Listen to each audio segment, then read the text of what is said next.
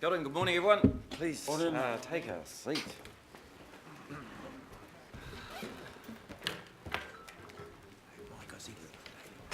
Beautiful welcome. Climb into that first. Gives me real pleasure to, for the last time, to read our affirmation, and this is appropriate today as it is on any occasion. We, the collected body of the Auckland Council, seek wisdom, understanding, insights into the views and circumstances of others, strength to seek what we believe in, humility to accept the combined decisions of others, patience, good humour at all times, tolerance and courtesy while working in the best interests of the most beautiful city in the world. G'day to you all. Morning. Comfortable. Steve.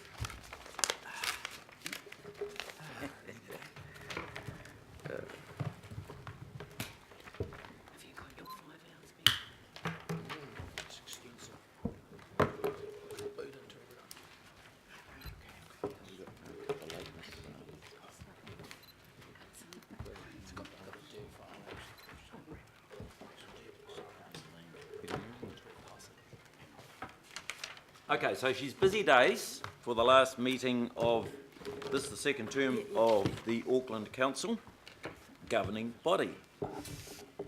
We have some apologies for lateness.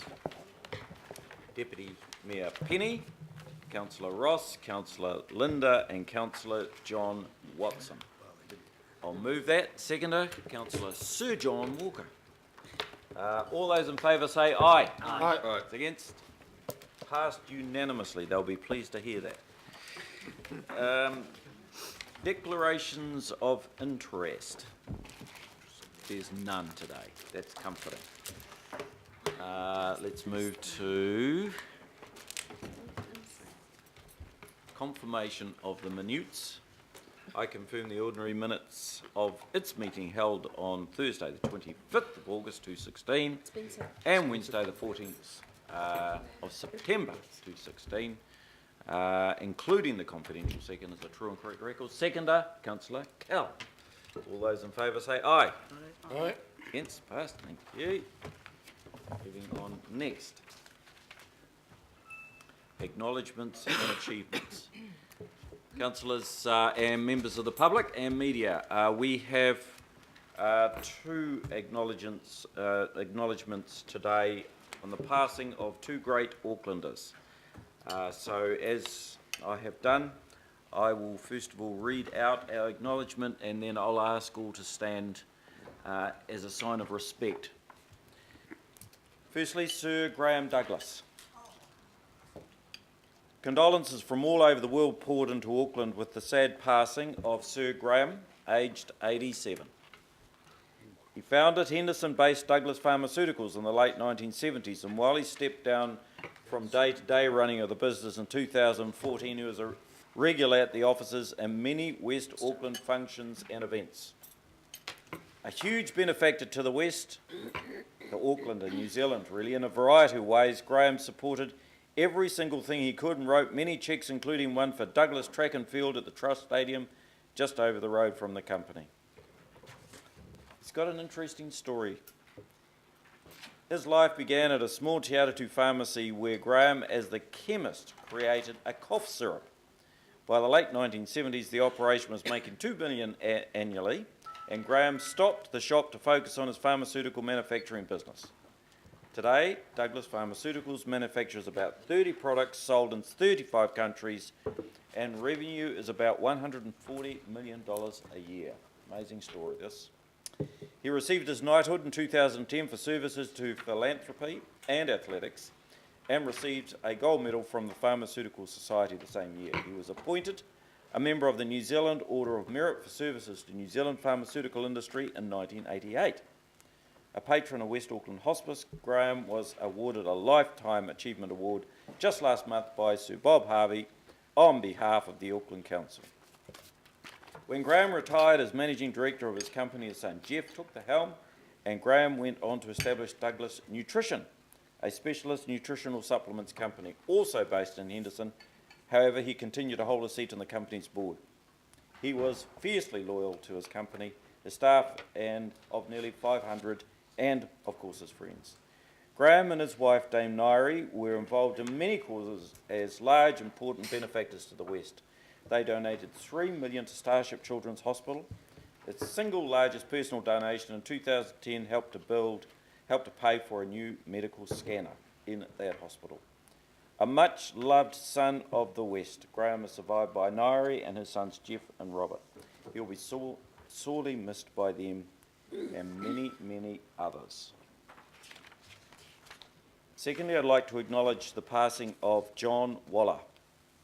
The business community suffered the loss of John Waller to cancer this month. John had an outstanding business career. He was the former Bank of New Zealand chairman, and his death was received with great sadness by the bank. An expert in managing business and insolvencies, John arrived at the BNZ just as the global international crisis was taking hold, and his judgment and experience guided the company through. Chief Executive of National Australia Bank, the BNZ parent, Anthony Healy, said, John helped the bank make the right decisions for its customers and was rightly proud of the fact that at the height of the crisis, BNZ lent more money to New Zealand businesses than all of our competitors combined.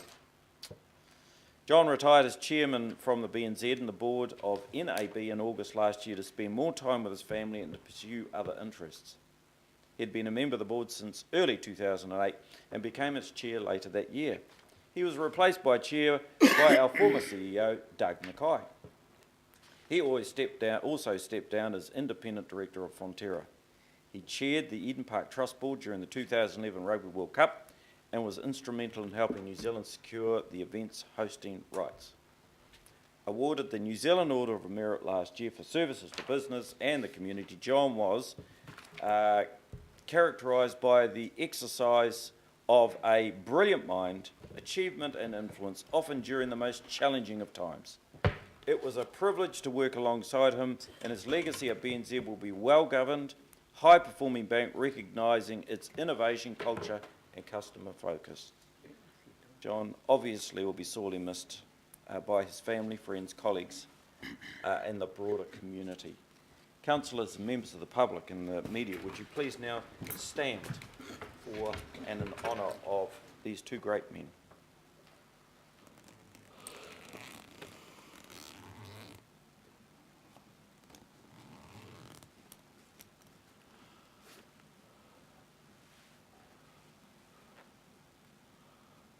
Thank you. Mr. Mayor. Yes, Councillor Quacks. I wonder if, on the record of this council, we could perhaps also note the passing of Dr. Lloyd Drake, a doctor to many Olympians, many Commonwealth athletes, and many All Blacks and other athletes. And Lloyd died recently. He was a doctor to both John and myself, died recently at the age of 88, and made a great contribution to sport in this country. Councillor Dick, you may or may not be aware, but Lloyd's older son was in my class at school, and so we knew Dr. Drake's family very, very well, and so I wasn't aware. I'm sorry. So thank you. I'm sorry. Thank you very, very much for raising it here. He was a great contributor to New Zealand sport and also to the well-being of the broader community itself. Thank you. Well done. Councillors, I'll move the receipt of those acknowledgements. I'll move seconder, please. Councillor Penny. All those in favour say aye. Aye. Against passed. Now I just want to acknowledge achievements for the month. One or two of you expressed the concern that my comments at the end of this meeting might go on somewhat long, so all I need to do is direct you to the Auckland achievements of the last month. It's a wonderful list. Probably the one that I'd most like to point out to you, and for those of you who got to Job Fest, you would have seen the energy and the excitement at the Cloud, but for ourselves as a council and the community and government generally, to see the unemployment figures for our young people drop from 21% to 12%. Now 12 is still too high, but man, oh man, that's that's halving of the unemployment figures for our young people. That means for us all, it's just hope. And so it's great to see that as a part of the achievements of Auckland generally, but a sensational month. Right, now we'll move on next, please, to public input. Nothing either from the public or local board on this occasion.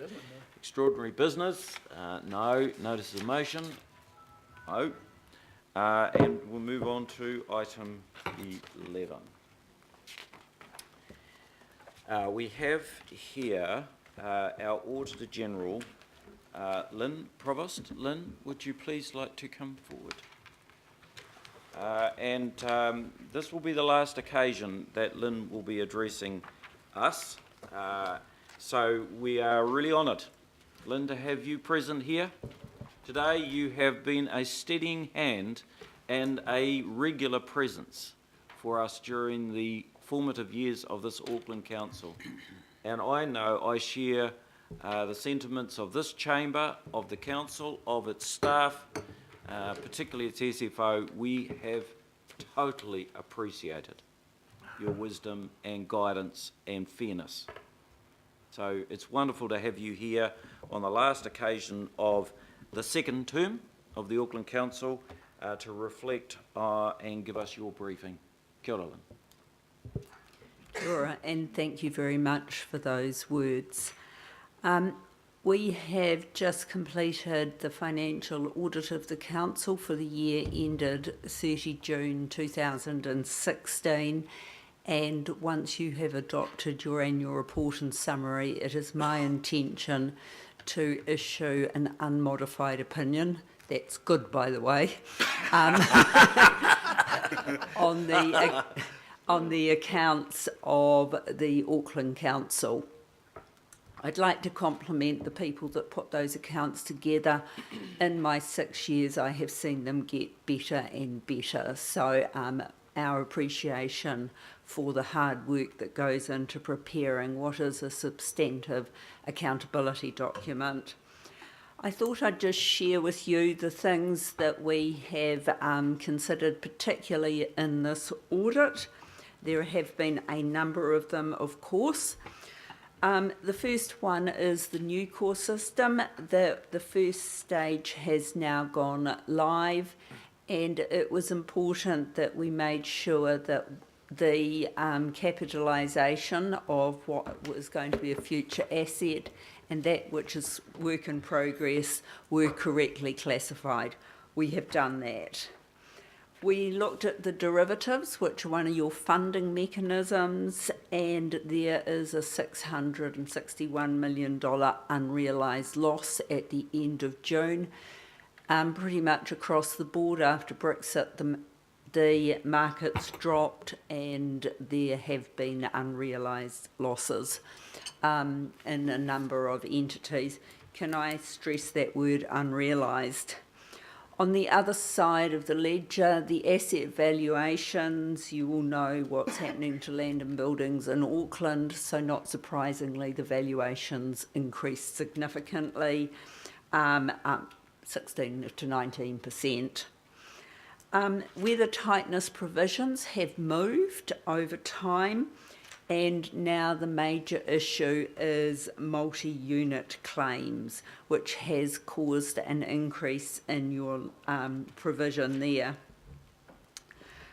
Debt is lower than expected and lower than last year's increase, but still an increase, and was also affected by Brexit. In terms of your service performance reporting, this is the first year after the long-term plan, the new long-term plan, and I would like to compliment you on the improvements that have been made. It's now shorter and easier to read and focuses on the more important things. We still have a couple of information issues around stormwater and food, but we expect to resolve those in the next 12 months. So those were the areas that we highlighted in the audit, that I highlight to you from the audit. We will, in the next few few years be highlighting those publicly, as there is a new form of audit opinion which talks about the key audit matters. So we put into public arena what the key audit matter is and how we dealt with it. We haven't done that this year. We don't need to do it this year, but in due time I would expect Auckland to have that type of audit opinion. Just a couple of other matters to alert the committee to. We briefed the Audit and Risk Committee a week ago on our complaints report, and thanks very much for the feedback on that. And for service performance, we intend to look at the officials' plans, and we're just working up what the focus of the 16-17 program will be.